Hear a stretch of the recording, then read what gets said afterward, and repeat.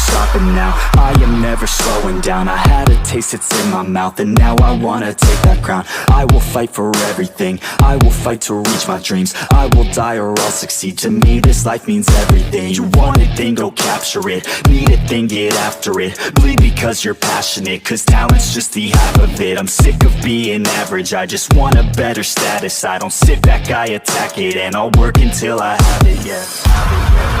If I want it, then I'll get it somehow. Want it, then I'll get it, no doubt. Cause I will never let me down.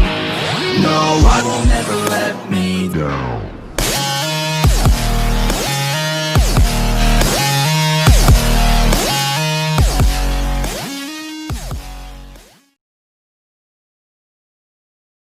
So, Vijay, like, what do you think is, should be someone's optimal protein, carb, and fat intake when it comes to diet?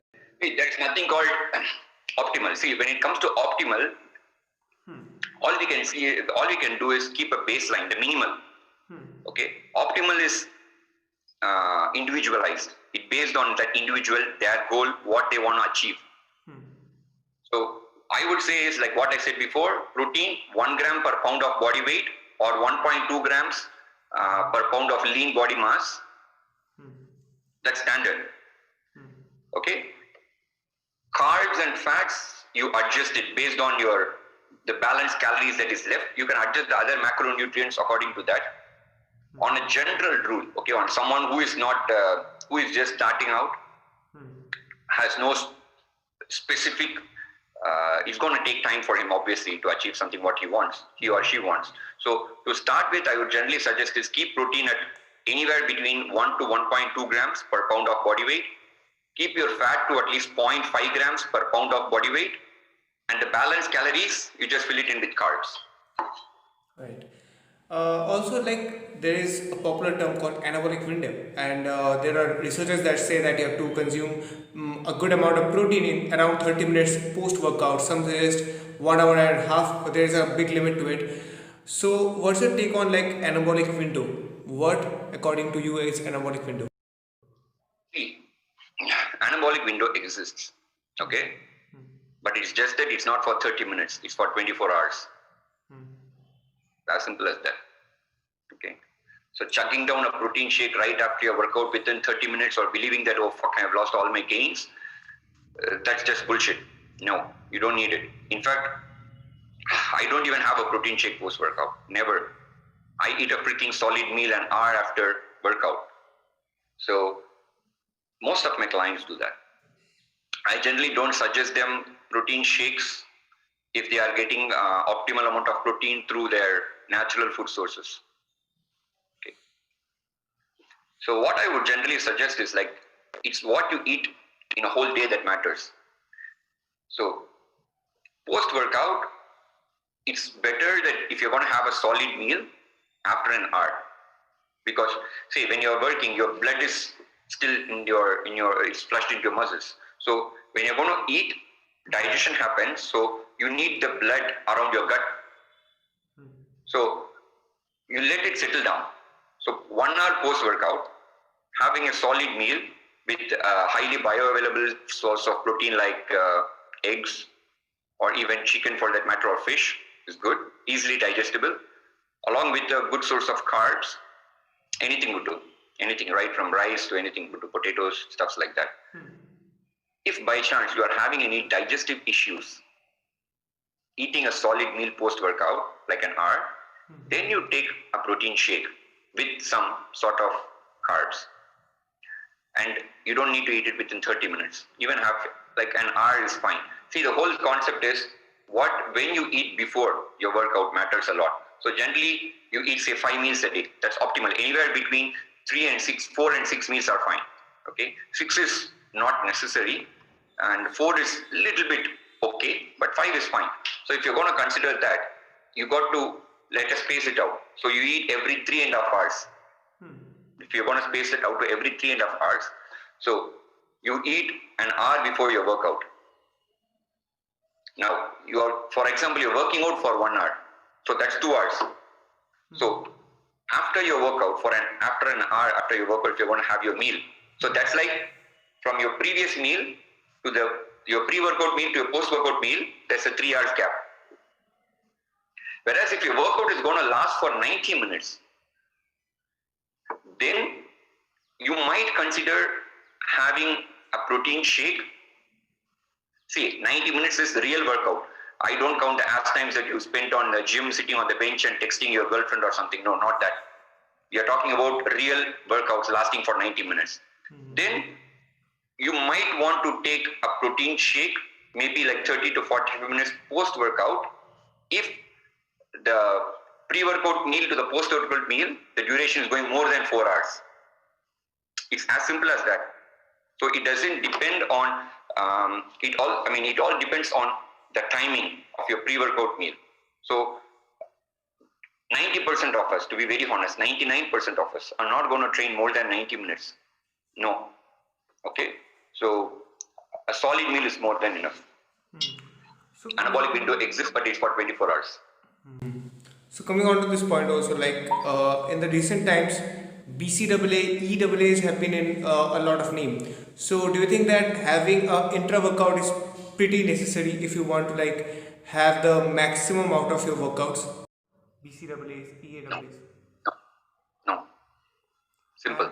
See, the thing is, when you're going to eat 1 gram per pound of body weight, okay, let me assume that you are a 200 pound individual. So that's like 200 grams of protein. When you're going to eat 200 grams of protein, see, you have to understand, proteins are made through amino acids. So proteins are actually broken down into amino acids in your body. Okay, those BCAAs that you consider are free-form amino acids. Simple. Okay, so the thing is, if you're going to have 200 grams of protein in a day, you have enough amount of amino acids for your whole day. It's not like you're going to take it, your body is going to absorb. No, you have to understand, the food that you eat has to get digested in your stomach, and then it goes into small intestine where there are the villi, some there, which helps in the absorption of the nutrient, and then they have to go into your bloodstream. From the bloodstream, they have to go into your specific whatever purpose it serves in. Okay, it serves for. So this process takes 3 to 4 hours. So if you're going to eat 200 grams of protein spaced between like every 3 to 4 hours, so you are actually constantly supplying your body with BCAA or amino acids. Okay, so there was actually a research a long time back that BCAA was beneficial, but now it's been debunked. It was debunked as a myth. So you don't need BCAAs. However, EAAs, essential amino acids, BCAAs are just 3, leucine, isoleucine and valine. Whereas essential amino acids consider your BCAAs and even the conditionally essential amino acids and everything, total. Essential amino acids are helpful intra-workout for endurance athletes. If you are going to be an endurance athlete or a marathon runner, having some form of carbs like a highly branched cyclic dextrose or carbolin or Vitargo, along with some EAAs, help for optimal performance, because you have to realize that an endurance athlete trains for a very, very, very long time. So obviously their meal spacing is going to be longer. The pre-workout to post-workout is going to be longer. So those EAAs and the carbs intra-workout is going to help them in fueling their workout, because when you train, you don't actually utilize your previous meal. No, your previous meal is still not digested when you're working out actually. You're going to use the nutrients from the earlier meals. So having EAAs and a little bit of carbs intra-workout is helpful if you are an endurance athlete. Others, you don't need it. EAAs or even BCAAs are shit. You don't need it ever. So Vijay, there is also a famous pointer like you can only lose fat or weight if you exercise. So what's your take on this point? See, first. See, losing fat is about being on a calorie deficit. Simple. You lose fat when you can't defy the law of thermodynamics. In this house, we obey the laws of thermodynamics. You lose fat when your calories out is more than your calories in. Simple. Okay. Now, the factors which account to your calories in, food is just one of them. There are other factors which account to your calories in. Calories out is your exercise activity, the calories you burn through your exercise. Number 2 is your NEAT, non-exercise activity thermogenesis, like your gardening, stuff like that. Generally, NEAT is the most neglected. It accounts to close to 40 to 60% of your calories burnt. Then comes the thermic effect of food. Your body generates heat when you want to burn food, generates heat. So generally proteins have a high thermic effect of food. That's one major reason why it's good to be on high protein diet also. Even though the difference is minor, like it's around 10 to 20% of your energy expenditure is thermic effect of food, out of which for proteins you take 20 to 30% in order to burn protein. Whereas for carbs it's 5 to 10, and for fat it is 0 to 3%. So the thing is, when you want to lift weight, what happens is when you don't lift weight, let's take two scenarios. When you don't lift weight, when you lift weight. When you don't lift weight, what happens is you lose weight, which means you lose fat and you lose muscle because you're going to be on a calorie deficit.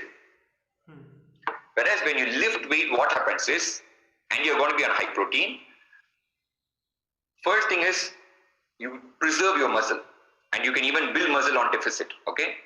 Now, when that happens, muscles are more denser than fat. So what is going to happen is, in fact, your basal metabolic rate will increase when you are having a high muscle mass. So that's why you find that the big bodybuilders are able to burn fat at a better rate than someone who has a very low body mass, because their BMR is very high. So when you're going to lift weight, you're going to preserve your muscle, which in turn helps in increasing your BMR and your energy expenditure. So because of those two scenarios, you will look leaner because you're just losing fat, you're not losing muscle. So you need to really exercise in order to lose fat and look good at the end of the day. And look here, it's not about vanity purpose all the time. It's also got to be due with your optimal health. You can't just, until this, like you are a professional bodybuilder for whom only body composition matters, nothing else matters. Their health doesn't matter. Their priority is body composition, their body fat percentage, how much of muscle they have to the body fat, that ratio. That's what matters for them. If you're not going to be that, your optimal health also matters. So you need to look into it. You need to have your exercise in order to have optimal health. And the icing on the cake is it's going to really help in preserving your muscles, so you tend to lose fat better, look leaner than someone who is not exercising and just doing maybe, okay, exercising is, I'm talking about weight training, so not cardio. So cardiovascular exercise is good, but you have to understand that it has to be in tandem with your weight training.